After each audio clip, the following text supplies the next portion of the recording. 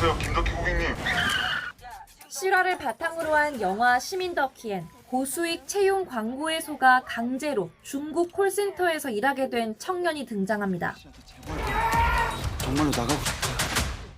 실제로 이런 사례는 빈번한데 최근엔 해외 취업의 꿈을 안고 온 청년을 감금하고 범행에 가담시켜 수백억 원을 끌어모은 투자 사기 일당이 붙잡히는 일도 있었습니다. 발생지는 주로 미얀마와 라오스, 태국이 만나는 골든 트라이앵글 지역.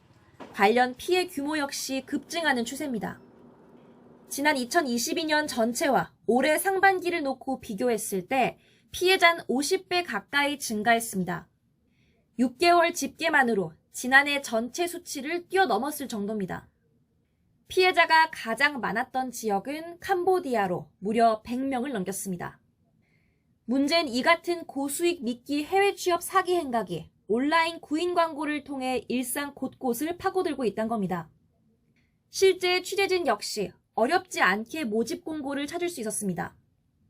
해외에서 일할 상담 직원 채용 공고를 보고 연락해보니 1분도 채 지나지 않아 답장이 옵니다. 여유로운 근무 조건을 쉼없이 읊으며 일주일에 최대 500만 원도 손에 넣을 수 있다고 현혹합니다.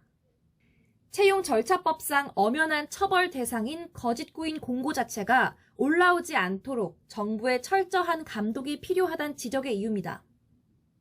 관련해 정부는 지난해 말부터 거짓 구인 광고 신고센터를 운영하고 있고 수사 의뢰나 계정 정지 같은 적극적 조치를 하고 있다고 설명합니다.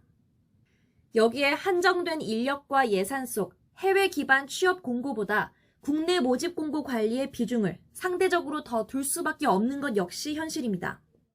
하지만 일단 피해가 발생하면 학대와 감금 등 위험성 또한 훨씬 크다는 점에서 근본적 대처가 필요하다는 목소리는 끊이지 않고 있습니다. 최근 온라인을 통한 구인 구직 경로가 다양해지며 취업 사기 수법은 더욱 교묘해지고 있습니다.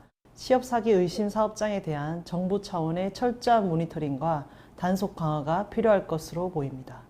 지난 7월 기준 일도 구직 활동도 하지 않고 그냥 쉬었다는 청년이 역대 최대치를 기록한 가운데 구직 시 급여의 적정성과 고수익 강조 여부, 업무의 명확성 등을 꼼꼼히 따져야 한다는 지적도 나옵니다.